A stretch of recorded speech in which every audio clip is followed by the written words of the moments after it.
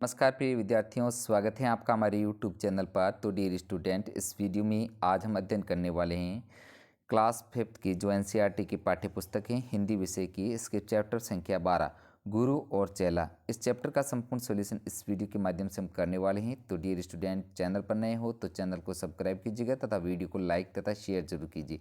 तो बगैर समय को खराब करते हुए शुरू करते हैं चैप्टर 12 गुरु और चेला के प्रश्न उत्तर। देखते हैं सबसे पहले टके की बात। इसके तहत 1 नंबर प्रश्न है जो टका पुराने ज़माने का सिक्का था। अगर आजकल सब चीज़ें 1 रुपया किलो मिलने लगी तो उससे किस तरह के फायदे और नुकसान होंगे। तो इसका उत्तर आपको लिखना है, अगर आजकल सब चीज़ें 1 रुपया किलो मिलने लगी तो इससे सारी जनता को फ़ायदा होगा। गरीबों को पेट भरकर भोजन मिलेगा, फिर कोई गरीब नहीं रहेगा क्योंकि उन्हें चीज़ें 1 रुपया किलो में मिलने लगेगी। लेकिन वहीं दुकानदारों तथा विक्रेताओं को नुकसान होगा। नेक्स्ट प्रिय विद्यार्थियों, अगला 2 नंबर प्रश्न। भारत में कोई चीज़ खरीदने बेचने के लिए रुपये का इस्तेमाल होता है और बांग्लादेश में टके का। रुपया और टका क्रमशः भारत और बांग्लादेश की मुद्रा हैं। नीचे लिखे शब्दों देशों की मुद्राएं कौन सी हैं। तो यहाँ पर कुछ देशों की मुद्राएं आपको लिखनी है, जैसे सऊदी अरब, जापान, फ्रांस, इटली, इंग्लैंड। तो यहाँ पर हम देख लेते हैं इसकी जो मुद्राएं विभिन्न देशों की। सऊदी अरब की मुद्रा कहलाती है दीनार, जापान की येन, फ्रांस की यूरो, इटली की यूरो मुद्रा और इंग्लैंड की पौंड स्टर्लिंग। तो पौंड एक तरह से। तो प्रिय विद्यार्थियों, ये विभिन्न देशों की मुद्रा है, इसको पूर्ण करना है। आगे है कविता की कहानी। इसके तहत इस कविता की कहानी को अपने शब्दों में लिखो। तो यहाँ पर जो ये कविता हमने पढ़ी है इसकी कहानी को अपने शब्दों में लिखना है। तो यहाँ पर देख लेते हैं हम फास्टली। एक बार एक गुरु और उसका चेला दोनों नगरी में घूमने जाते हैं। वे दोनों उस नगरी का नाम पूछते हैं। उन्हें एक ग्वालिन से पता चलता है कि इस नगरी का नाम अंधेर नगरी। यहाँ का राजा निरामूर्ख है। यहाँ हर वस्तु 1 टके में 1 शेर मिलती है। यह सुनकर गुरु वहाँ से वापस जाने का निर्णय लेते हैं। चेला गुरु से बात नहीं मानता, वह वहीं रहकर खाने के मज़े लेना चाहता है। गुरु चेले को छोड़कर चला जाता है। एक दिन बारिश के कारण दीवार गिर जाती है। उसके लिए बारी बारी से कारीगर, मशक वाला, मंत्री सभी दोषी ठहरे जाते हैं। मंत्री इसका मुख्य आरोपी सिद्ध होता है। मंत्री की गर्दन पर पतली होने के कारण राजा किसी मोटे व्यक्ति को उसके स्थान पर फांसी चढ़ाने का हुक्म देता है। चेला उस राज्य में खूब खा पी कर मोटा हो गया था। मोटे होने के कारण राजा उसे फांसी पर चढ़ाने का हुक्म देता है। वह फांसी लटकने से पहले अपनी आखिरी इच्छा के रूप में गुरुजी से मिलने की मांग करता है।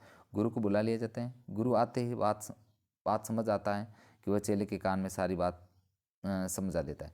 इसके बाद दोनों आपस में जिद करने लगते हैं कि वे पहले फांसी पर चढ़ेंगी। दोनों को इस तरह जिद करते देख राजा पूछता है, आखिर बात क्या है। गुरुजी बताते हैं कि इस समय जो फांसी पर चढ़ेगा वही चक्रवर्ती सम्राट बनेगा। यह सुनकर राजा स्वयं फांसी पर चढ़ जाता है। अतः गुरु की सूझबूझ से चेला बच जाता है और मूर्ख राजा से प्रजा बच जाती है। इस प्रकार इसको साथियों कहानी के रूप में आपको लिखना है। अब अगला जैसे प्रश्न देखते हैं 2 नंबर।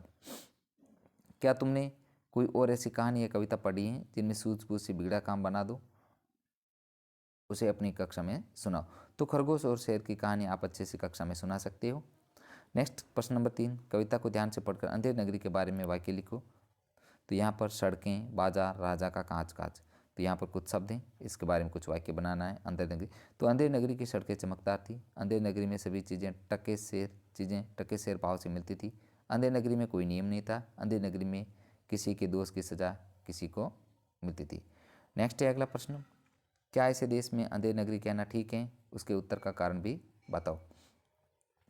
उत्तर लिखना है, हाँ ऐसे देश को अंधेर नगरी कहना ठीक है क्योंकि यहाँ की शासन व्यवस्था और सजा देने का तरीका गलत था।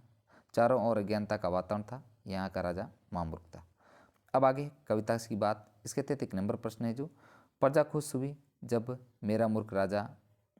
अंधेर नगरी के प्रजा राजा के मरने पर क्यों खुश हुई। तो इसका उत्तर आपको लिखना है विद्यार्थियों, क्योंकि वहाँ का राजा निरामूर्ख था। उस राजा की राज प्रणाली ठीक नहीं थी। नेक्स्ट प्रश्न है, यदि वे राजा से परेशान थे तो उन्होंने उसे खुद क्यों नहीं हटाया, आपस में चर्चा करो। प्रजा ने राजा को खुद इसलिए नहीं हटाया क्योंकि उस समय राजा ही राज्य का मुखिया होता था तथा उसी का हुक्म चलता था। नेक्स्ट अगले प्रश्न 2 नंबर, गुरु का कथन झूठा होता नहीं है। अब इसके तहत 1 नंबर है, गुरुजी ने क्या बात कही थी। तो गुरुजी ने कहा कि यह मुहूर्त फांसी पर चढ़ने के लिए अशुभ है। 2 नंबर, राजा यह सुनकर फांसी पर लटक गया। तुम्हारे विचार से गुरु ने तो बात कही वह सच थी। राजा मूर्ख था इसलिए गुरुजी की बात को सच मान लिया। नेक्स्ट अगला प्रश्न, गुरुजी ने यह बात कहकर सही किया या गलत, आपस में चर्चा। गुरुजी ने यह बात कहकर सही किया क्योंकि इस झूठ से उन्होंने अपने बेगुनाह चेले की जान बताई। अब आगे क्या होता यदि, अब इसके तहत 1 नंबर प्रश्न है, मंत्री की गर्दन फंदे के बराबर की होती। उत्तर लिखना है, यदि मंत्री की गर्दन फंदे के बराबर होती तो उसे फांसी पर चढ़ा दिया जाता। 2 नंबर, राजा गुरुजी की बातों में न आता, राजा गुरुजी की बातों में न आता तो चेले को फांसी पर चढ़ा दिया जाता था। नेक्स्ट क्वेश्चन है, अगर संतरी कहता दीवार इसलिए गिरी क्योंकि पोली थी तो महाराज किस किस को बुलाते, आगे क्या होता। तो इसका उत्तर, अगर संतरी कहता है कि दीवार पोली होने से गिरी तो महाराज दीवार बनाने में जितने लोगों ने काम किया उन सबको बुलाते, कारीगर, बिस्ती, मस्क वाला मंत्री, सभी को राजा फांसी पर चढ़वा देते। नेक्स्ट है आगे शब्दों की छानबीन। इसके तहत है 1 नंबर प्रश्न, नीचे लिखे वाक्य पढ़ें, जिन शब्दों के नीचे रेखा खींची उन्हें आजकल कैसे लिखते होंगे ये बताओ। तो न जाने कि अंधेर हो कौन छगन में, तो यहाँ पर शब्द है जो छगन, भग, गनी, बिरानी, तो इन शब्दों को आपको आज के समय के हिसाब से लिखना है। तो यहाँ पर जैसे क क्षण क्षण, क्षण क्षण, क्षण आजकल इस शब्द को क्षण कहते हैं। भग भग, भग आजकल इस शब्द को भाग रही लिखते हैं। घनी गहरी, घनी गहरी आजकल इस शब्द को मजबूत लिखते हैं। बिरानी पयानी, बिरानी आजकल इस शब्द को पराई लिखते हैं। और मुहूर्त, मुहूर्त आजकल इस शब्द को मुहूर्त लिखते हैं। इस प्रकार इसको पूर्ण करना है। और अगला 2 नंबर प्रश्न है जो चमाचम थी सड़कें, इस पंक्ति में चमाचम शब्द आया है, नीचे लिखे शब्दों को पढ़ो और दिए गए शब्दों के वाक्यों में शब्द भरो। तो यहाँ पर कुछ शब्द रख रहे हैं, पटापट, चकाचक, फटाफट, चटाचट, चकाचक, खटाखट, पटापट। तो यहाँ पर आपको जैसे आंधी के कारण पेड़ से फल गिर रहे थे, तो इस प्रकार उत्तर के रूप में लिखना है कि आंधी के कारण पेड़ से पटापट फल गिर रहे थे। इसी प्रकार हंसा अपना सारा काम फटाफट कर लेती थी। आज रहमान ने चकाचक सारे लड्डू, इस प्रकार रिक्त स्थान में ये आपको भरने हैं। चकाचक, फटाफट, चटपट और चकाचक, सारे बर्तन जुलकर चकाचक हो गए। इस प्रकार ये जो उत्तर के रूप में आपको रिक्त स्थान भरते हुए इन वाक्यों को पूर्ण करना है। तो डियर स्टूडेंट, इस प्रकार हमने इस वीडियो में जो आपके एनसीईआरटी की पाठ्यपुस्तक हिंदी विषय की इसके चैप्टर 12 गुरु और चेला, इस चैप्टर का संपूर्ण सॉल्यूशन हमने इस वीडियो के माध्यम से किए हैं।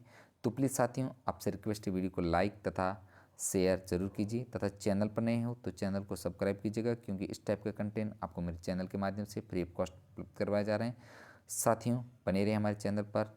और हाँ साथियों, आपको अगर एनसीईआरटी पाठ्यपुस्तक के सभी वीडियो एक साथ चाहिए तो मेरे चैनल की प्लेलिस्ट में जाके, वहाँ इसकी जो हिंदी विषय की प्लेलिस्ट बनी हुई है एनसीईआरटी की, वहाँ पर जाकर के आप उनका अध्यापन एक साथ कर सकते हैं।